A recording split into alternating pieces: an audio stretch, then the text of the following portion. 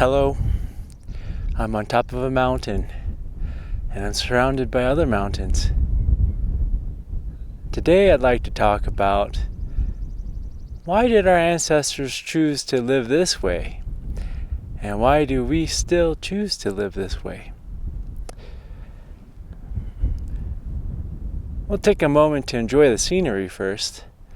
So behind me is Mount Rainier, the largest stratovolcano in Washington, the tallest too.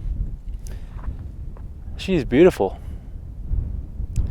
Lots of glaciers up there.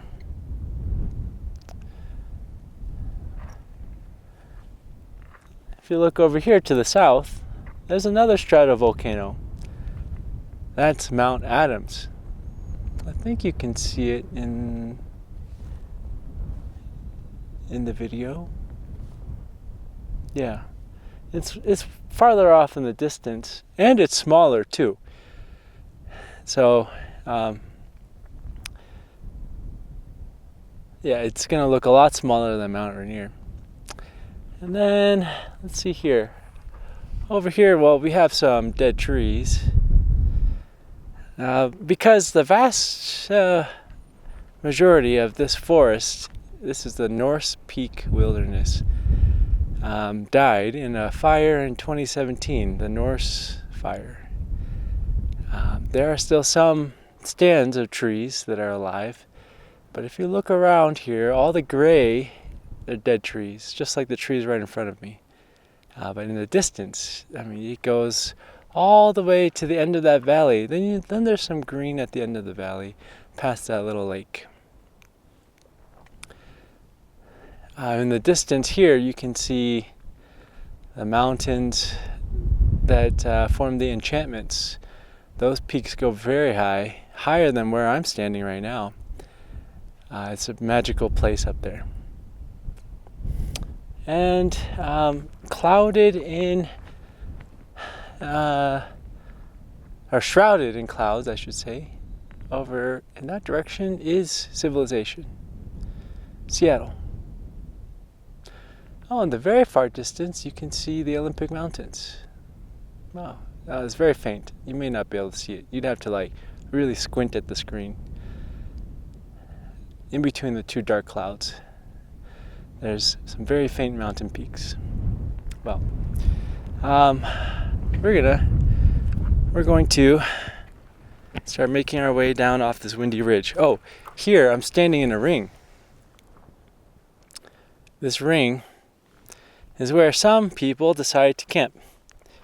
I was contemplating camping up here, but boy, am I glad I didn't.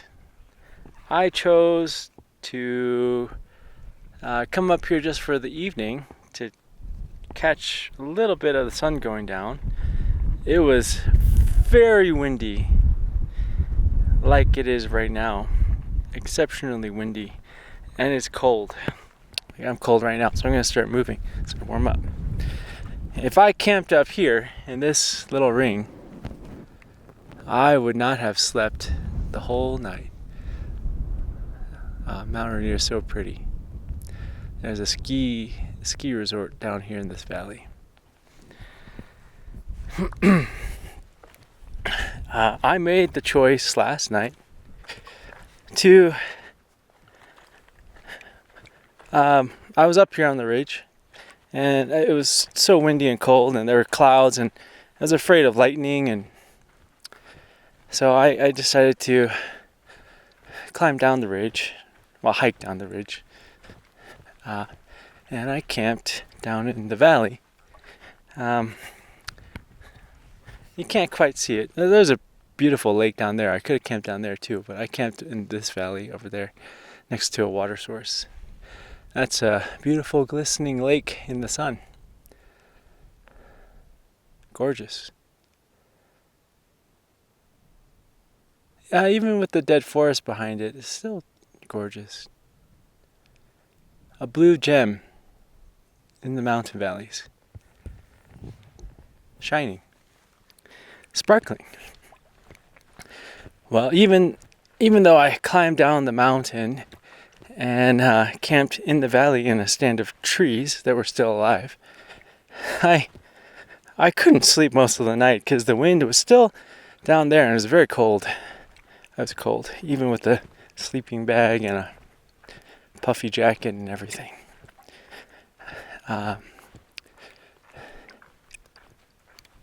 But as the morning came, the winds died down and I slept. So normally when I camp, I get up early. I get up like 6 o'clock, take down all the camping stuff, and then eat breakfast and start hiking by like 6:30 or 7, or sometimes earlier. I wake up earlier sometimes, but today I slept in because I didn't sleep that well last night. So I'm glad I slept in. These are all choices I made. If I chose to live the night up on top here in that ring of stones, I would be not feeling very good. I could have gotten sick from hypothermia. I think that was a very real possibility because of the wind chill factor. These winds are going very well. Right now they're not going that fast, but last night they were going really fast. I could have potentially died from hypothermia. Probably not. I think what would have happened is if I was going to be at risk of dying of hypothermia, I would have been so cold that I've been like, I got to get off this ridge. And then it would have been like 2 o'clock in the morning in the dark because it was cloudy. I wouldn't even have starlight or moonlight. In the dark, I would have climbed down the mountain. Now that would have been very dangerous while sleep deprived and can't see very much. So I'm glad I made the choices I did yesterday and this morning to sleep in, feel rested. Well, talking about choices, I've been thinking a lot about how we ended up in this situation where we have a civilization that is very destructive. It does provide many comforts for human beings at the expense of pretty much all the other living creatures, except for maybe like roaches and rats. Maybe they're happy that we exist because they have lots of food to scavenge and places to call their home. But pretty much all the other living creatures, they get crowded out or killed, or don't have the food, or their homes get cut down when we cut down the forest. Not only that, it does come at the cost of future generations of humans. We're changing the climate very quickly. We're polluting the air and the water. Microplastics, forever chemicals, the CO2 concentration in the atmosphere, which is a very large determinant of how warm the Earth is, because it's like a warming blanket. It traps the sun's light, energy, and converts it into heat. The CO2 concentration is going up faster than it ever has in the history of the Earth, which is 4.5 billion years old. Faster than when there were lots of volcanoes spewing CO2 into the air, and that caused a mass extinction at that time. Well, we are going faster than that, faster than ever before, because we are burning fossil fuels. Now, fossil fuels give us a lot of comforts, but at what cost? It comes at the cost of the forest, like this one. These trees are dead. Well, these trees are alive. That forest and the forest that goes all the way in that valley is all dead. That was in 2017. They have not come back. I hiked through there. It was actually disturbing and sad, and I tried to find some peace in it, but it was hard. It's hard to just walk through miles and miles of dead trees. I looked for little baby trees trying to come back, but nope. They're not coming back. So it's like a ghost forest. Well, yeah, we are speedrunning a mass extinction because of what? Why are we doing that? Why have our ancestors made choices to bring us here? And why do we continue to make choices to live this life? That is something I wonder about.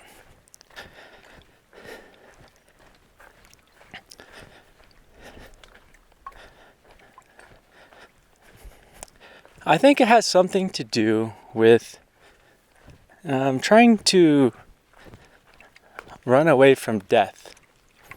I think that there's something there.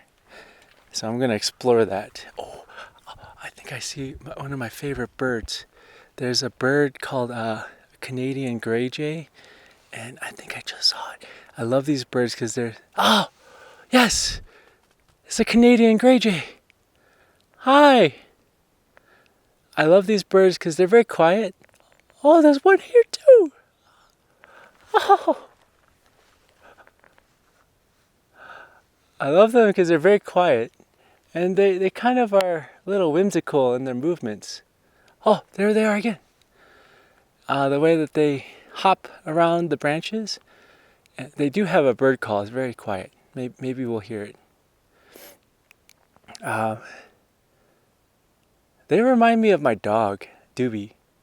I think if Doobie was a bird, I think she would be a gray jay. I really, really, really like this bird. It makes me happy. It makes me smile.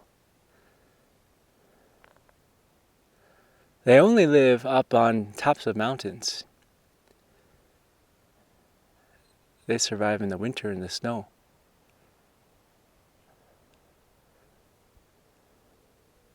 Huh, looks like it's eating something from this tree. Oh, fascinating. Oh, there's another one. No, that one's got kind of different colors on his head. Maybe it's a difference between a male and a female. Oh, hi. Wow.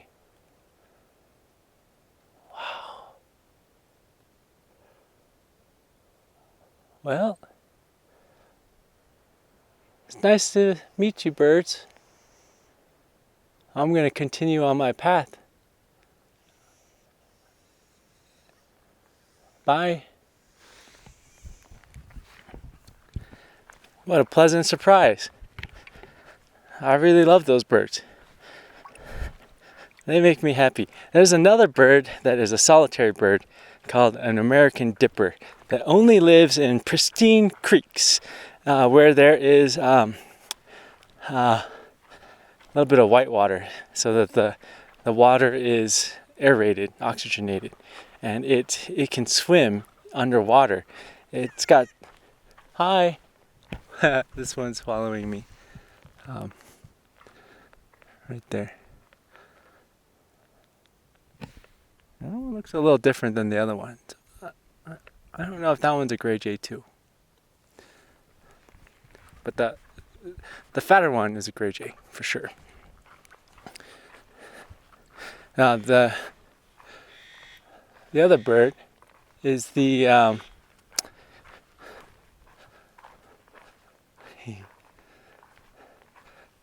American dipper. Has solid bones so that it can sink into the water and swim, and it uses its wings like flippers, like a penguin, but it can fly too, and it's got eye lenses that can change shape to focus underwater, so it can find its prey, which are like little bugs and worms and stuff underwater. And it's really funny too. That one makes me laugh because when it sits by the waterside, it bobs up and down like this.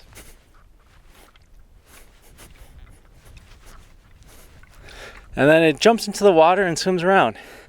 It's really fun to watch. And they're solitary. I only seen one at a time.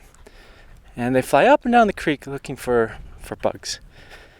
And they only live where the forest is healthy. If the forest is cut down upstream, it disturbs the clarity and cleanliness of the water. And then they can't see their prey, and so they starve. And so they die. So they only live where the forests are undisturbed by humans. And the water is clean. It's just that's a little mini story about how some wildlife are affected by our actions. Well, let's see. This is always a challenge of trying to go back to where I was talking, what I was talking about, trying to remember what I was talking about. Well, I was talking about why, oh yeah, death, yeah, that's what I was talking about. I think it has something, I think the reason why we've chosen to come to this place is because we're trying to run away from death. So, I'm trying to you're welcome to come with me on this time traveling adventure. We're going to time travel to ancient Mesopotamia, the river valley,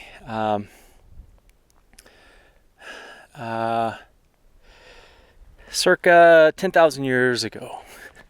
The climate had just started stabilizing. We've had ice ages and warm periods. But about 10,000 years ago, the climate started to stabilize, relatively speaking. And there were a group of people that were living in Mesopotamia between the Tigris and Euphrates rivers in that valley. And that valley floods regularly. It's the floodplains. And they were surrounded by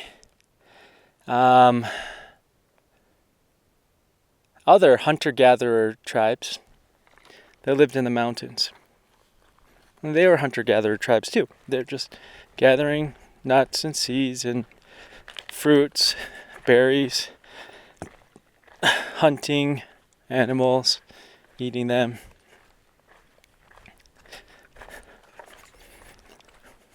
But the people that lived in this valley, they noticed that they noticed that they could eat some of the seeds from grasses. I'm not sure which ones they grew. Wheat, probably. Maybe millet or barley. But it existed there, and they could eat the seeds, and the seeds kept for a really long time. And when they eat, if they don't eat every single seed, if they drop some, well, more grasses show up. So grains are the seeds of grasses. Well, over time, people living there. So we're trying to imagine we're there too. We're walking many miles, gathering seeds and nuts and berries and adjusting to the seasons. But we can't. We're kind of restricted in where we can go. We can't go all the way up into the mountains because there are other tribes that live there, and they said that that's their home. And if we go up there, they're going to kill us. So we kind of just have to make do with what we got here. Okay, so we can't go up into the mountains in the summertime and harvest the berries that are up there. I've heard that there's some really good berries up in the mountains, but nah. Also, the herds of deer, they go up into the mountains too, following the berries and everything. But we can't go there in the summertime because that tribe is, well, they're really strong and they're really fit because they just go up and down mountains all the time, and they'll kill us. So okay, we're kind of stuck down here in this valley. Well, there aren't that many deer. I mean, there's some deer, but they go away with the seasons, and we can't follow them. Kind of stuck here. Billy Bob over there said that he's been storing up some of the grass seeds. In fact, he still has some left over from last year. What? Billy Bob, you're a genius. Why don't we do this all the time? Why don't we spread some of these seeds around? In fact, maybe, yeah, well, let's just do that, and then we get some, we save some, because we don't want to die, we don't want to starve. It's nice to know that I have some food. It gives me some psychological security to know that I've got some food saved up, just in case I can't find any.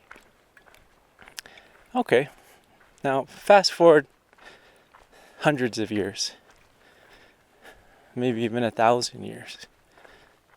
Now, Billy Bob's family is very influential in the tribe. Oh, he's a genius. Why didn't anyone else think of this before? None of the other tribes have thought of this that surround us in the mountains.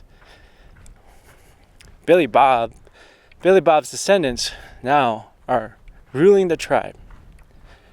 And they tell the tribe members, our God has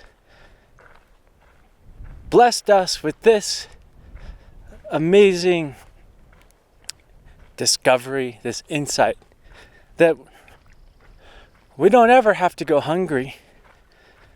We can avoid death from hunger.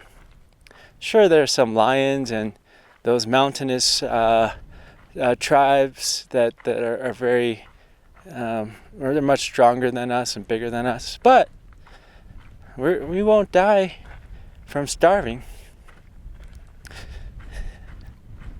In fact, there's more of us now because we've got more food.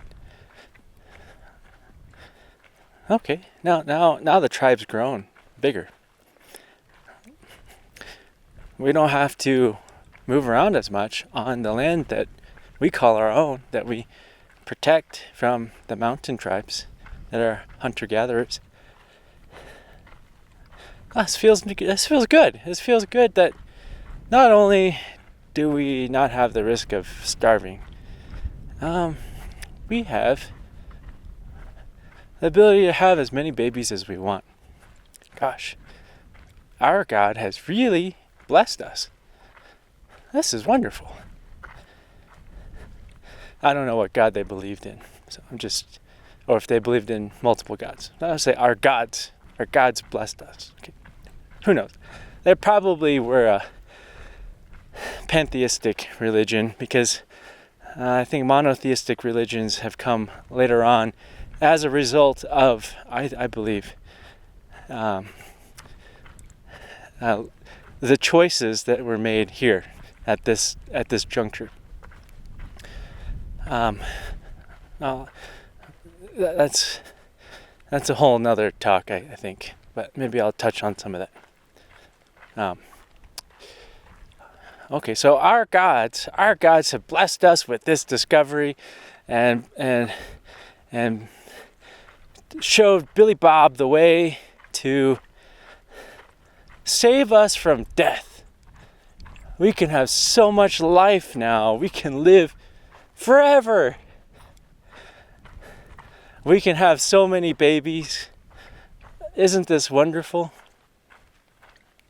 Okay, now fast forward several hundred years. There are a lot of people on the same amount of land. There's a chipmunk that just ran by. He's cute.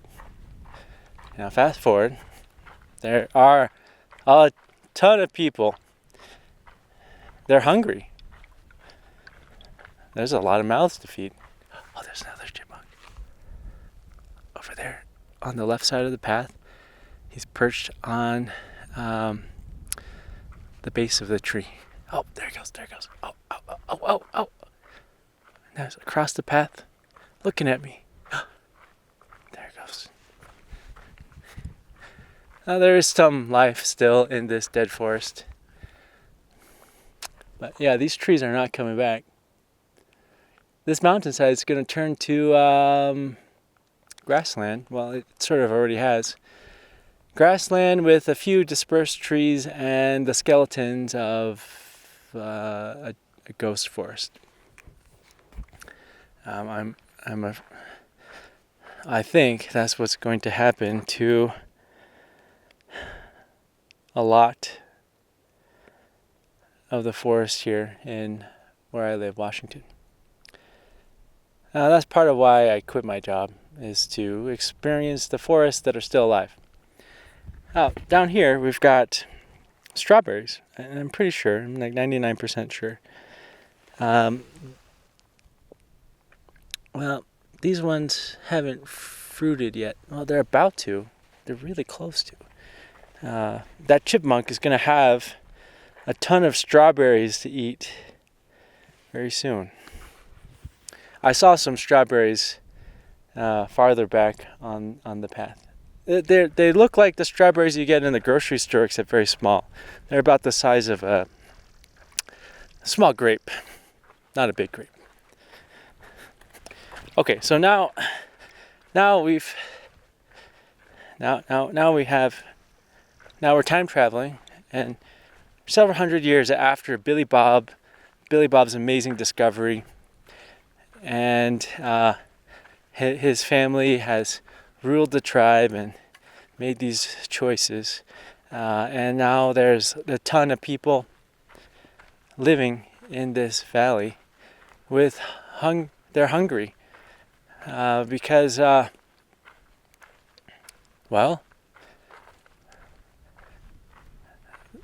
lots of food led to lots of people, but lots of people need lots of food.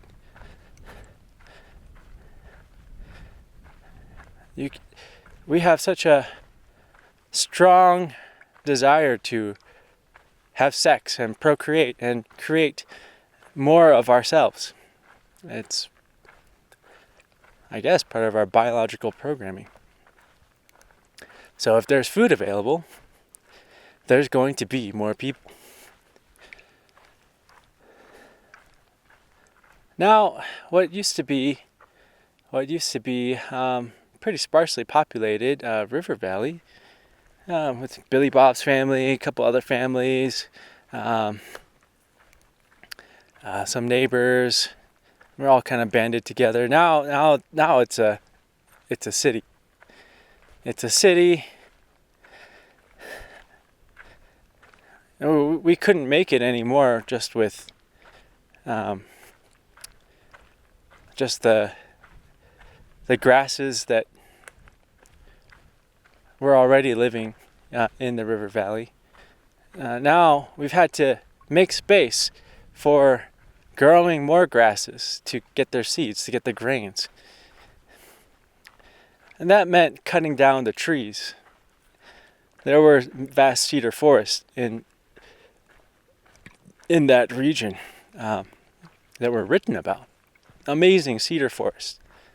They were cut down. They were cut down to make room to grow grains and other plants to eat. Well, they didn't have fossil fuel fertilizers like we do. We have the ability to make fertilizers from fossil fuels. At least for right now we do. And they didn't have that. So once the trees are cut down, see, what is soil? Like, what is this dirt? Well, the dirt is decomposed organic matter from trees, leaves, grasses, bushes. When the trees are gone, the soil isn't being replenished because the trees, they take the sunlight and the CO2 from the air, and then they make their body and their leaves. The leaves fall down. Even the evergreens, the pine needles, fall down, and they decompose and they make soil. And that's what makes a rich medium for growth of all sorts of living creatures, plants, fungi. But when the trees are gone, the soil goes away. So they cut down the trees to make room for these to grow grains.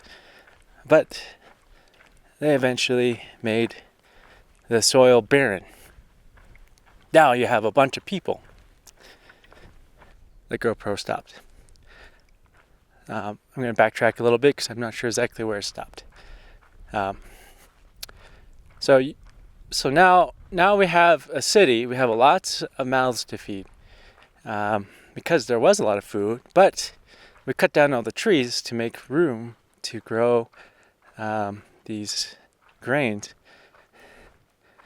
But the soil got depleted of nutrients because we're growing grains and then we're eating that. We're taking it from the land and not replenishing it. I mean, maybe we put some night soil, which is like manure, human feces, and the poop of animals that help us plant and maintain these fields. But that's not enough. It's not enough to replenish all the nutrients that were coming in from a forest, dropping its leaves, amongst other things. So now the soil is barren.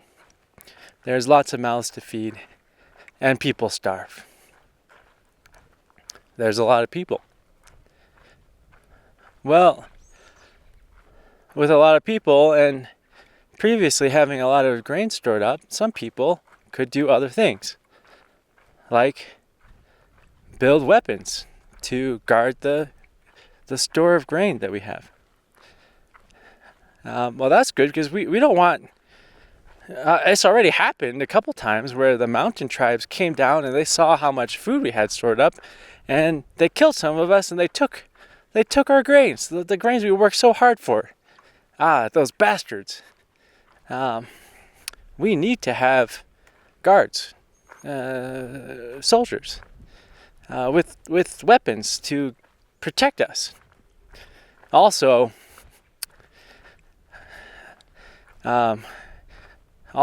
we've had some people in our tribe kind of freeload. You know, they don't really, they're not.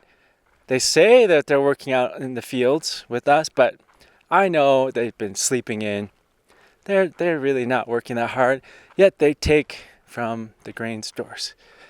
We can't have that. That's a crime. We need to have laws, because this grain is property now. This land is property. We need to protect that. Because it's mine. It's mine. I gotta show that it's mine.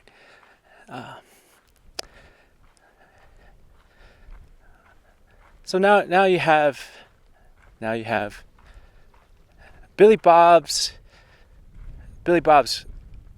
far descendants. They're still ruling this city now. People are starving. People are unhappy. The water's dirty. There's no forest to cleanse the waters. People are pooping all over the place. There's disease. But there's a lot of people, and people can have a lot of babies. Well, up until now the soil is barren, and there's a famine. Now we don't have enough food. What do? Wow, the gods have forsaken us. They've cursed us. What can we do? Well, the problem is the soil is not fertile anymore. So what do? You find fertile soil if you want to keep living this way. I want to keep living this way because I have lots of food. Well, I used to, at least. I know how to do this. I just need to find some new forest to cut down. And then I know that soil is going to be fertile and I can grow more food. And then I can escape death. I can escape starvation. I can be psychologically comforted knowing that I will survive. One of the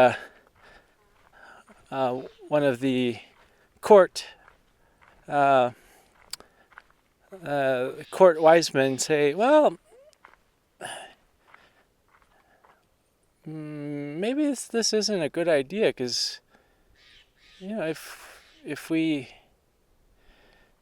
go and we conquer the neighboring tribe and we cut down their forest and do the same thing that we're doing here, it might just end up in the same thing. No. This is just because of our minority group.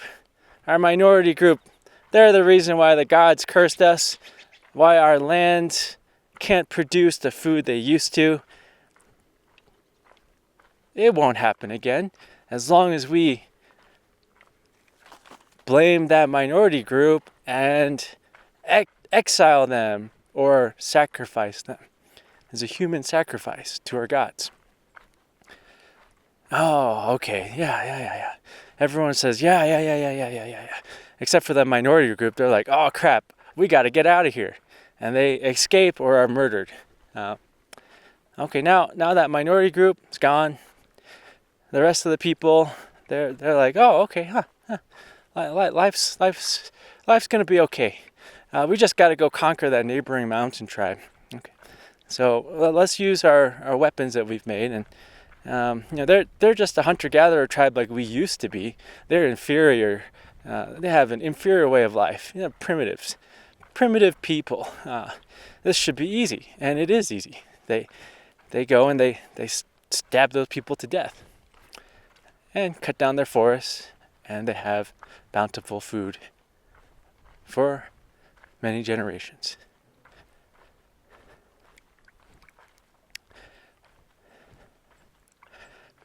Now we can fast forward to today. I think this has just been playing out for millennia, like tens of thousands of years. Every time the food runs out, the population gets hungry. You just keep going and conquering another people. Or, well, nowadays it's because we can use fossil fuels to fertilize the land. Nowadays it's, okay, well, we're running out of fossil fuel fertilizer. Our people are not happy. They're not happy. The Netflix and Real Housewives and Call of Duty, it's not quelling the unrest here. We've got to go get some more fossil fuels, because that's what we need to grow food. So let's just make up some pretense to bomb the heck out of somebody and then make them either submit or destroy them, and so that we can have our corporations go in and take all their fossil fuels. Okay, yeah, we can make up some pretense, like that person's going to make a weapon of mass destruction. So let's just tell everybody this country is an immediate threat to civilization, and we need to go bomb the heck out of them and take them over, and maybe people just won't notice that our corporations will go in there and take all the oil. This happened. It continues to happen.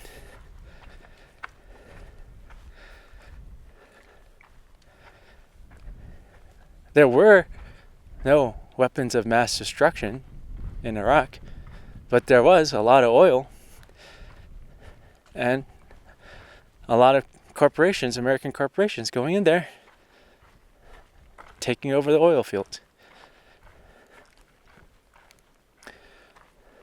Well, people are happy for a while. People are happy for a while. Americans are happy. Stock market goes up. Line goes up. The almighty line. That's like more powerful than any god now. Is the almighty stock market line. The Nasdaq, the S&P 500, the Dow. Those are like our three gods now. Even though people say that they believe in like a monotheistic God. Oh, well, the monotheistic thing, yeah, I'm not sure if I want to talk about that, because that's like a whole nother subject. But yeah, so now we have three different gods: the Nasdaq, the S&P 500, and the Dow. And if they're happy, we will be blessed. We will be blessed with wealth beyond what we can imagine, and we can escape death. We won't starve. We can have as many babies as we want.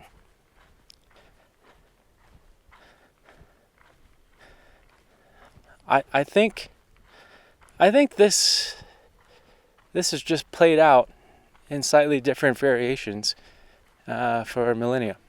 All the people that looked at this, like let's just say, like, you know, and this talk is inspired by Daniel Quinn.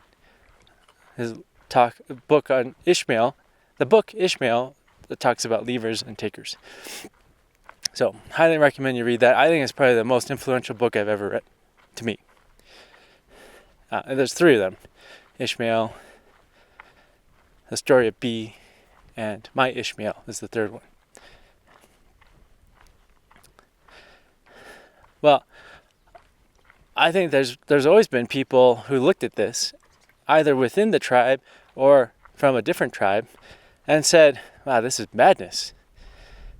By trying to run away from death, by trying to secure a future, by trying to control the universe in a way to comfort our psychology, to try to quell our fear of dying.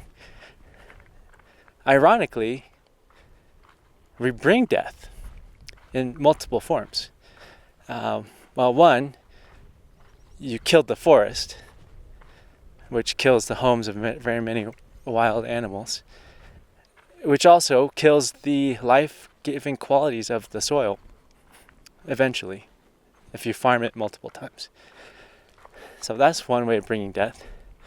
Another way of bringing death is that by bringing lots of life, lots of people into existence with the abundant food, when the soil runs out of its life-giving qualities because the trees are gone, well, those people die. Lots of people die. Mass starvation. The tribes in the mountains, they look on with curiosity. They say, those people down in Mesopotamian river valley, they sure live a really weird way. It seems like they're out in the field digging all day long. No, we don't dig in the field all day long. We don't dig at all. We just take what the universe provides for us, and our gods, they certainly seem to provide enough for us to continue this way of life. It seems like indefinitely. But like those people down in the valley, wow, why do they do that? Because I remember just a few years ago,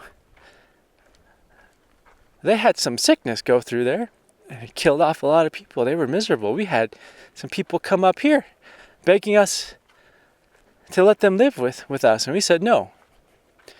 And then I remember one of the elders said that last generation they had a big failure of their food, the food that they're planting. And lots of people died. Wow. So not only do they work really hard all day long, they're killing lots of things. They're killing the trees, they're killing the animals, they're killing things that want to eat their plants. Why do they live that way? And it ends up in calamity. So the mountain tribes are like, heck no, we're not living like that. But what happens is that the people in the valley, they expand. They have lots of people. They have lots of food, most of the times, punctuated by famine and death. And they have weapons. They have the technology and know-how to kill lots of things. Trees, animals, humans. So they eventually kill all the mountain tribes and take their forests, or the mountain tribes are forced to submit and become just like them. This is kind of like a metaphor for what I'm talking about. I'm up in the mountains right now in a dead forest. There's this loud noise coming from the valley here, which is a ski resort that's mostly empty right now. There are trees cut down so that humans can slide down the mountain on planks of wood or composite materials made of fossil fuel. That noise is very unpleasant, especially being in the mountains for overnight. Like I haven't heard any combustion engines except for some airplanes flying overhead. And now I'm hearing this rattle of metal, and yeah, it's a metaphor. Why do the people live this way? Why? But the thing is, I'm part of the civilization. I'm not a mountain tribe. I am part of the same tribe that builds this and cuts down the trees so that we can smile and laugh while we go down the mountain where trees used to be. Well, I think running away from death inevitably, or no, ironically and inevitably, brings death. By trying to escape it, by trying to comfort our fear of dying, we actually make choices that bring death, an immense amount of death. It's kind of like I was listening to an audiobook on the way up here as I was driving up here. I've been listening to it now just when I drive up for my hikes. Alan Watts, The Way of Zen. I like Alan Watts' voice. I like hearing him just talk. He could talk about making a potato salad, and I would still listen to it because I just like his voice. But this book is very interesting. It talks about Buddhism and Zen Buddhism in particular. I don't really know that much about it, but there's something that I found interesting in the segment that I was listening to on the way up here. And that's this concept of nirvana. Nirvana is the release from this endless cycle of grasping and suffering. It's not release from suffering. It's like a release from grasping, essentially. Grasping at things, ideas, states of mind. So the irony about that is, if you try to strive for nirvana, you don't have it. Because you're striving. You're trying to grasp for nirvana. Nirvana only comes when you've stopped grasping. So you can't like go after it. You can't go after, because as soon as you go after it, you don't have it. It's actually something you just have. But if you go after it, then you don't have it anymore. It's very ironic.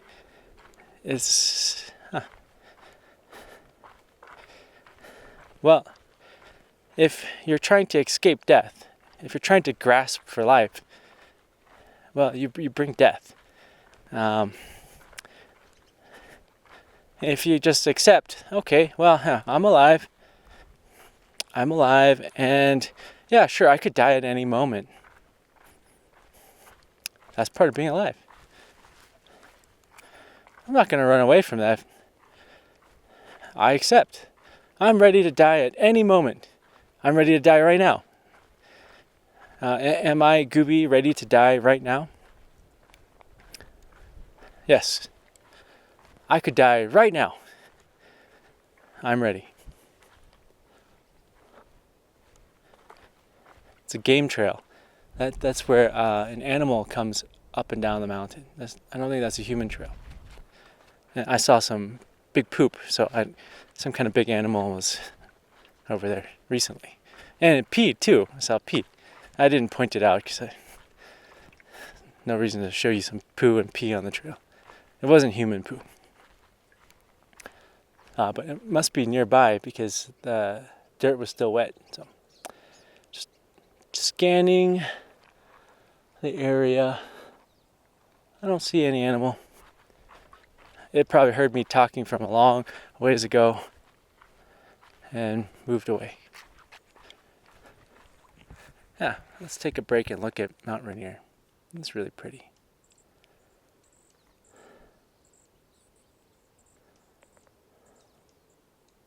There are different kinds of birds here. I think they're chickadees by the sound.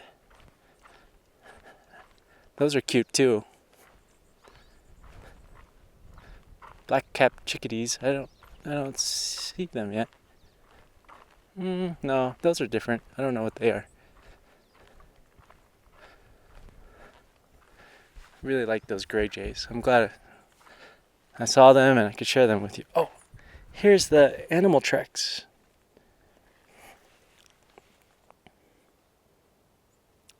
Right here. Like a deer or something. And there's some other animal. It's got little paws. Right here.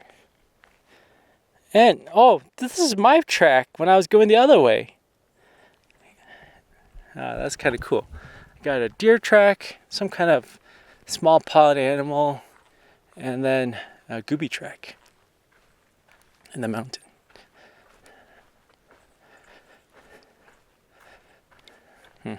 Okay. Well, where were we?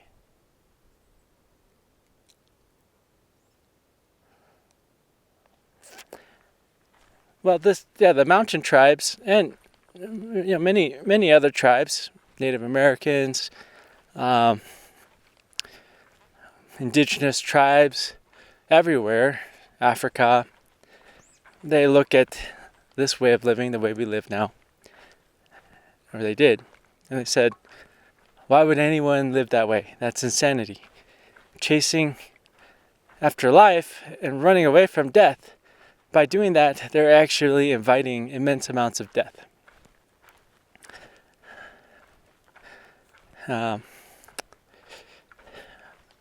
Why would anyone want to live that way?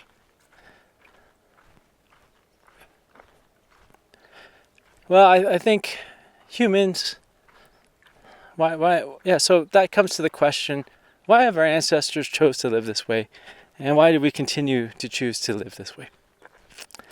I think... Let's see, why do I think so? I think humans, in general, think on very short time frames. Like, I'm hungry, I want to have a meal. I want to have a cheeseburger. Or a veggie sandwich if you don't eat meat. I want to have a slice of pizza. Or nachos, or just a big bowl of noodles, and maybe some spicy soup or something, or spicy spaghetti sauce.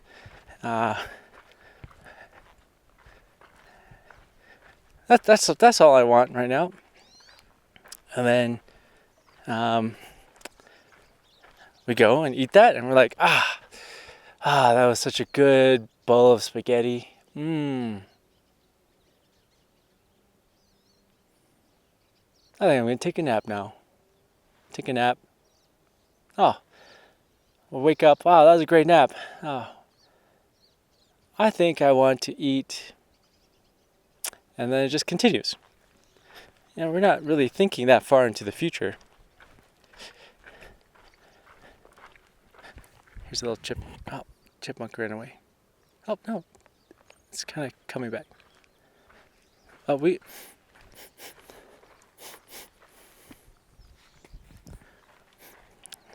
Smell like animal poo somewhere. I don't think we think that far into the future. I don't even think we think very much about the consequences of our actions. I think we have an amazing capacity to lie to ourselves. To tell ourselves that we're doing something good, that we're doing something our God or gods told us that we should do, and that's why we should keep doing it. I think religion can be a mutual reinforcing construct for the behaviors of a civilization. It can both encourage and justify a way of life.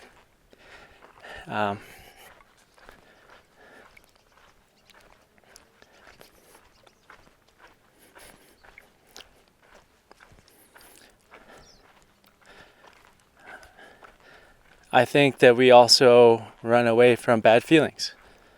We run away from death. We don't want to think about dying. We don't want to think about no longer existing in this form of a human being as an individual, or the death of our loved ones. We don't want to think about that.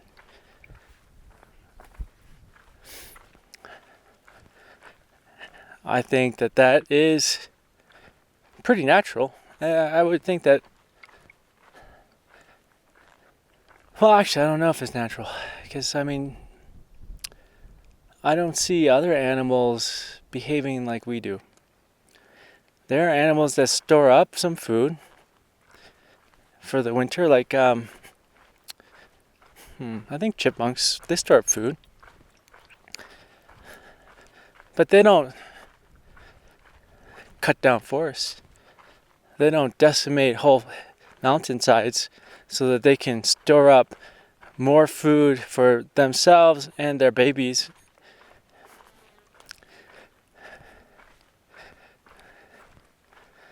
There was that episode of the reindeers on St. Matthew's Island where they ended up eating all the lichen and exploded from a population of like a couple dozen to like 4,000 or something, or 6,000 reindeer. And then they did end up eating all of the lichen on the island, and they all starved and died. They went extinct on the island. So that story kind of tells me that maybe that's just part of being alive as a biological organism that is whose cognitive architecture rewards reproducing itself. Well, we are Homo sapiens sapiens, wise apes.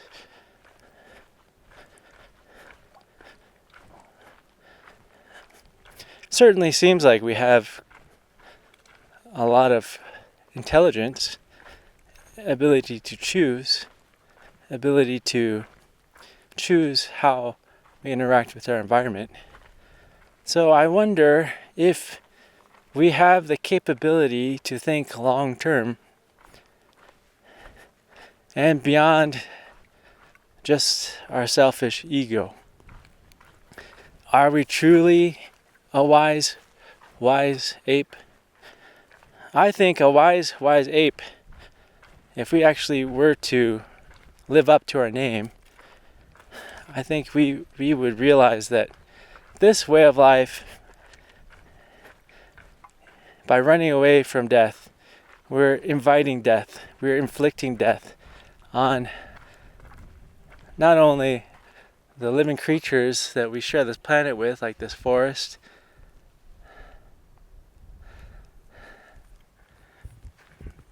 but also ourselves and our future generations of humans. I think if we were truly wise apes, we would realize that and choose to live a different way. A way where we're not running from death. We accept that death is part of life. And that by running from death, we only invite more death. So,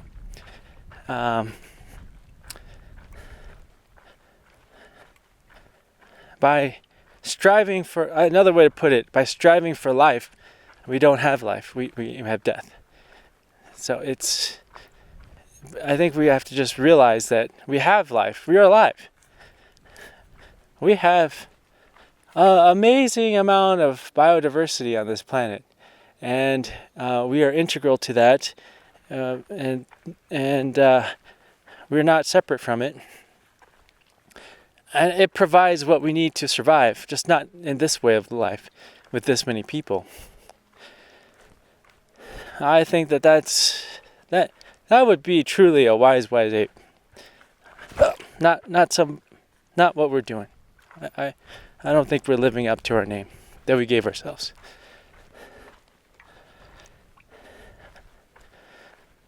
Let's see. So, did I answer my question to my satisfaction?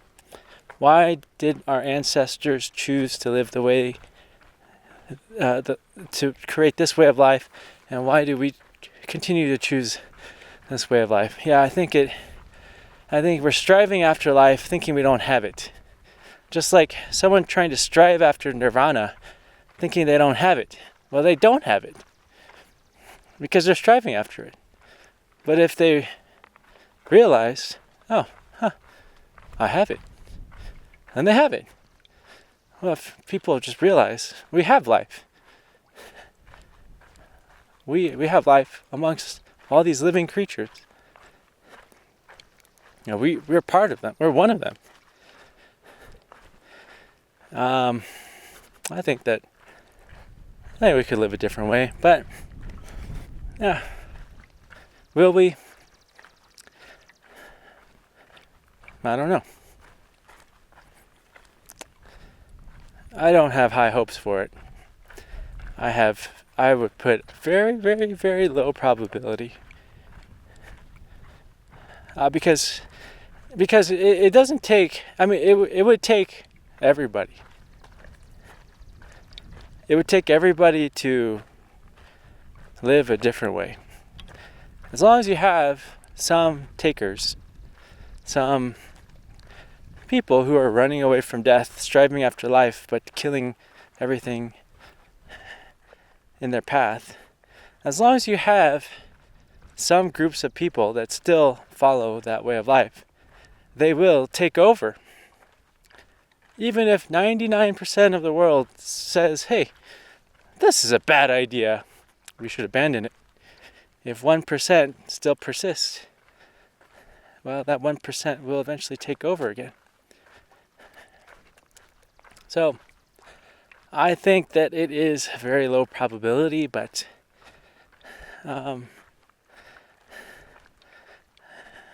like 1 in a million. It's like in Dumb and Dumber. So you're telling me there's a chance?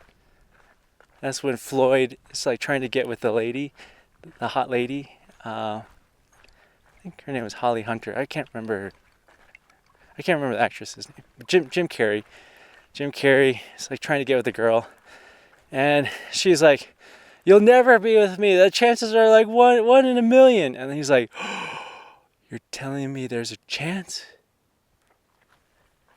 Yeah, I think there is a chance. It's not a very good one.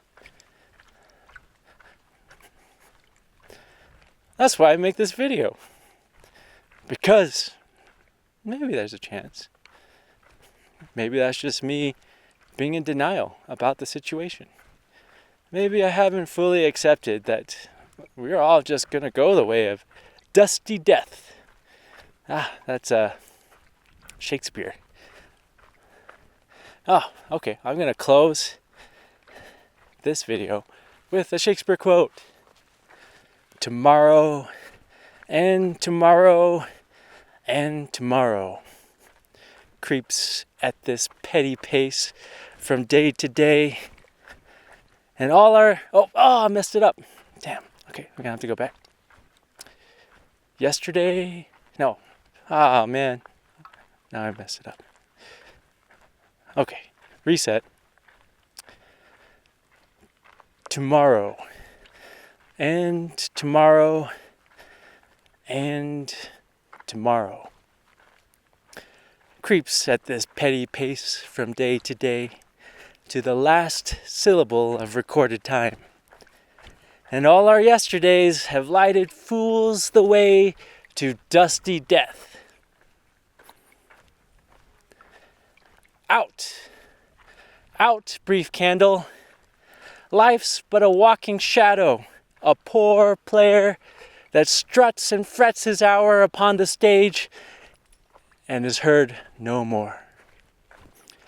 It's a tale told by an idiot, full of sound and fury, signifying nothing.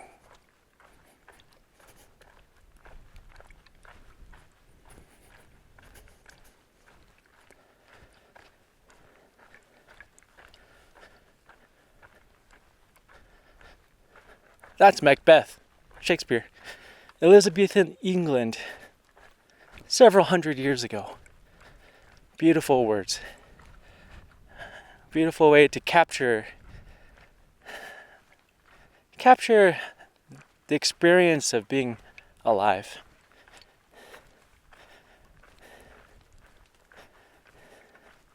I used to think, at the end when it says full of sound and fury, signifying nothing, I used to think that was like that was a nihilistic way of ending. But now that I've been learning more about Buddhism, I'm realizing that nothingness actually can have a very different meaning than nihilism. It can mean wholeness, non-duality. This is different. Well, I think all our yesterdays have lighted fools, ourselves, not the Homo sapiens sapiens, but the fools. All our yesterdays have lighted us fools the way to dusty death. And I agree with Shakespeare in saying, out, out, brief candle. Let's find a different way.